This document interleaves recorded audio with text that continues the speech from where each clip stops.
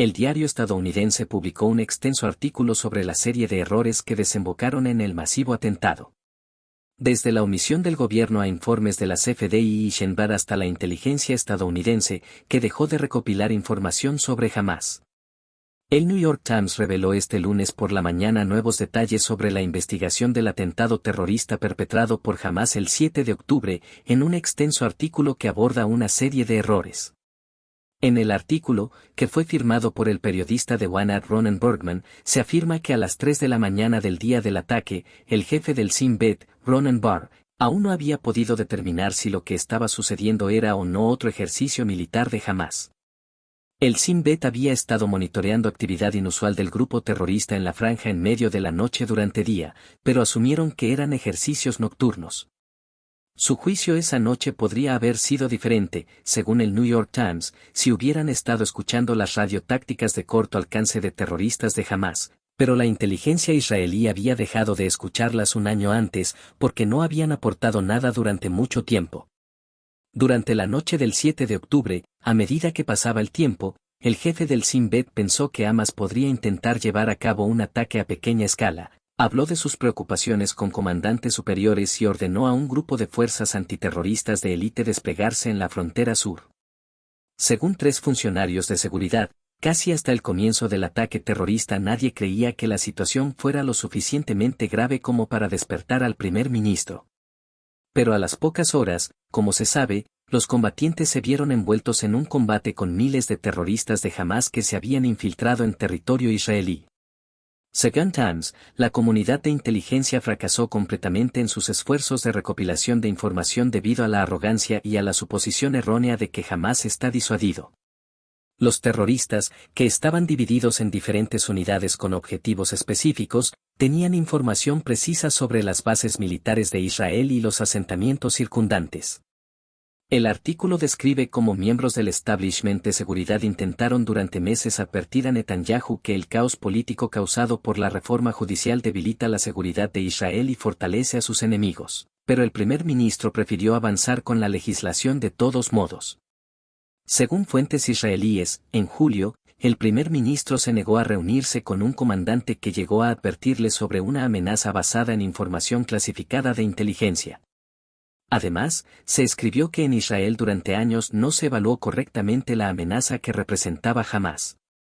La evaluación oficial de la inteligencia israelí y del Consejo de Seguridad Nacional desde la Operación Guardián de los Muros en mayo de 2021 fue que Hamás no tenía interés en lanzar un ataque que podría conducir a una respuesta devastadora por parte de Israel, según 5 personas familiarizadas con el asunto.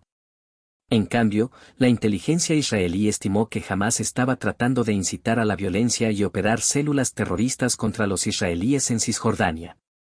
Netanyahu y los miembros del establishment de seguridad estaban seguros de que Irán y Hezbollah constituían la amenaza más grave para Israel, lo que desviaba la atención y los recursos de tratar con Hamás.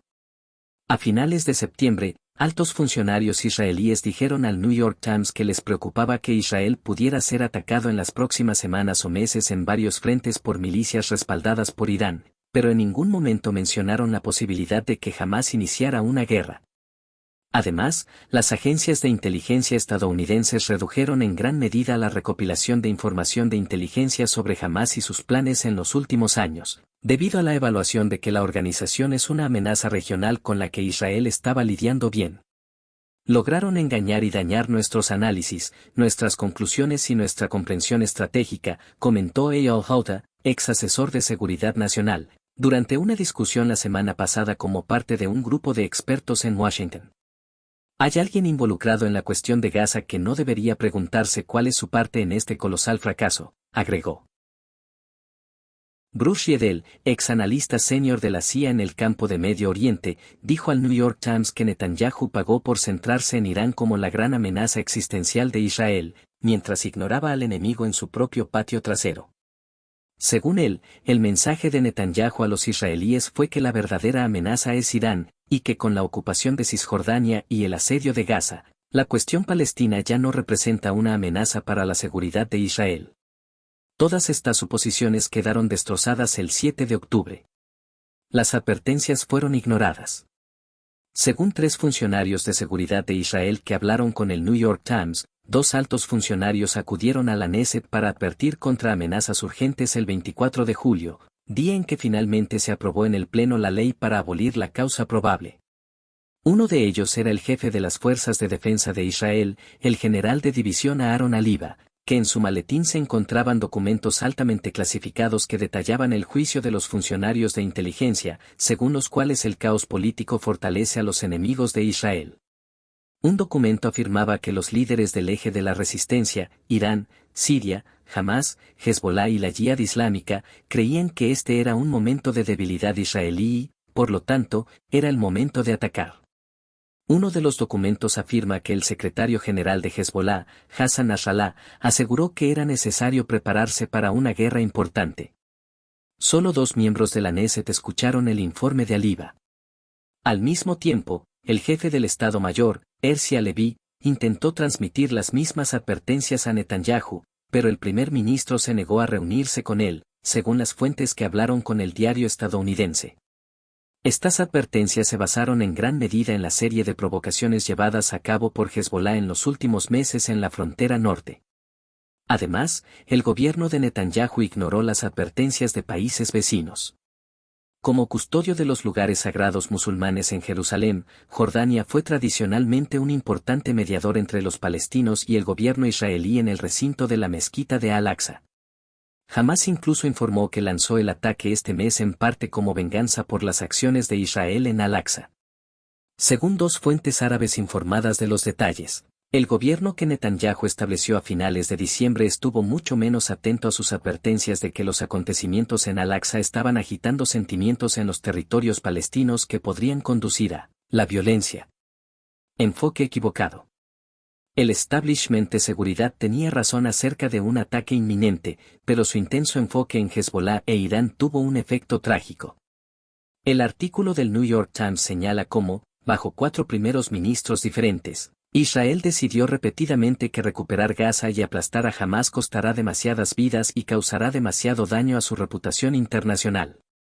Israel sabía que Hamás, al que Irán apoya con financiación, entrenamiento y armas, se estaba fortaleciendo con el tiempo, pero todavía pensaba que podía contenerlo con una extensa red de espías, sofisticadas herramientas de vigilancia que proporcionarían alertas tempranas y una serie de fortificaciones en la frontera para disuadir un ataque terrestre. La estrategia dio frutos durante muchos años, durante los cuales la inversión de Israel en penetrar el círculo interno de Hamás le permitió descubrir planes de ataque de la organización y en ocasiones condujo al asesinato de líderes. Fortalecimiento de Hamás. En público, Netanyahu utilizó una retórica contundente contra Hamás. Se sabía que su lema electoral en 2008 era fuerte contra Hamás, y en un video de campaña de esa época prometía: terminaremos el trabajo y derrocaremos el régimen terrorista. Sin embargo, con el tiempo vio a Hamás como una forma de equilibrar el poder frente a la autoridad palestina. Exaltos funcionarios en Israel y cercanos a Netanyahu expresaron al New York Times que Netanyahu había dicho a sus asistentes a lo largo de los años que una autoridad palestina débil reduciría la presión sobre Israel para que hiciera concesiones a los palestinos en posibles negociaciones políticas. Un funcionario de la oficina de Netanyahu negó que esta fuera su política. En cualquier caso, no hay duda de que los funcionarios israelíes vieron a Hamás como una amenaza regional y no como una organización terrorista global como Hezbolá o ISIS. Esta opinión también fue compartida por Estados Unidos, y las agencias de inteligencia estadounidenses dedicaron pocos recursos a recopilar información sobre la organización. Algunas partes de la administración estadounidense incluso creían que los agentes de Hamás podrían ser reclutados como fuentes de información sobre organizaciones terroristas que Washington considera más amenazantes. Jonathan Stritzer, exfuncionario del Departamento del Tesoro de Estados Unidos y actualmente vicepresidente senior del Fondo para la Defensa de las Democracias, recordó una reunión que mantuvo en 2015 con funcionarios de inteligencia estadounidenses sobre los agentes de Hamás que se encuentran dentro de Estados Unidos. Los funcionarios le dijeron, recordó, que están tratando de convertir a los agentes de Hamás en activos en la lucha contra el ISIS. La valla infranqueable. En Israel se creía firmemente que la valla en la frontera de Gaza, un muro de hormigón de casi 40 kilómetros de largo por encima y por debajo del suelo cuya construcción se completó en 2021, bloquearía herméticamente Gaza. También había un sistema de vigilancia en la frontera que se basaba casi exclusivamente en cámaras, sensores y sistemas de ver y disparar operados remotamente, según dijeron 4 altos oficiales de la CFDI al New York Times. Altos funcionarios de la CFDI creían que la combinación de la valla, sistemas de vigilancia remota y ametralladoras haría imposible la infiltración en Israel. Esto reduciría la necesidad de apostar un gran número de soldados en las bases, pero el ataque de Hamás puso de manifiesto la fragilidad del plan. Para eludir la poderosa tecnología de vigilancia de Israel, los terroristas de Hamás impusieron una estricta disciplina de seguridad de la información en los teléfonos móviles, y sus hombres no los utilizaron para hablar entre sí. Según una fuente europea, esto les permitió llevar a cabo el ataque sin ser detectados. Es probable que Hamás dividiera a sus terroristas en células más pequeñas y que cada una fuera entrenada solo para un propósito específico. Algunos de ellos no comprendieron en absoluto el alcance del ataque y no pudieron proporcionar información en caso de ser capturados, afirmó la fuente europea. Es posible que Hamás haya aprendido esta disciplina operativa de Hezbolá, que en el campo de batalla divide a sus hombres en pequeñas unidades de amigos o familiares, según fuentes libanesas conectadas con la organización. Si los hombres de Hezbolá hablan por teléfono para coordinar operaciones militares, utilizan un lenguaje en clave y hablan de recuerdos de la infancia, por ejemplo, pidiendo reunirse en el campo donde alguna vez jugaron juntos. Hamás afirmó que en el ataque inicial participaron hasta 35 drones, incluido el Sbari, un dron cargado con explosivos. Comenzamos a recibir mensajes de que había una incursión en cada línea, testificó un soldado israelí que se encontraba en la base de la división de Gaza el día de la invasión. En cada fila entraban enormes grupos de terroristas. Las fuerzas no tuvieron tiempo de venir a detenerlo. Había innumerables terroristas, algo psicóticos, y simplemente nos dijeron que nuestra única opción era levantarnos y correr para salvar nuestras vidas. En una conversación con investigadores militares unas 2 semanas después del ataque, los soldados que sobrevivieron testificaron que el entrenamiento de Hamás fue tan preciso que dañaron una serie de cámaras y sistemas de comunicación, de modo que todas las pantallas israelíes se apagaron casi exactamente en el mismo segundo. El resultado fue una ceguera casi total la mañana del ataque terrorista. A la mañana siguiente, soldados encontraron radios portátiles en cuerpos de algunos de los terroristas de Hamás, las mismas radios que funcionarios de inteligencia israelíes decidieron hace un año que no tenía sentido escuchar.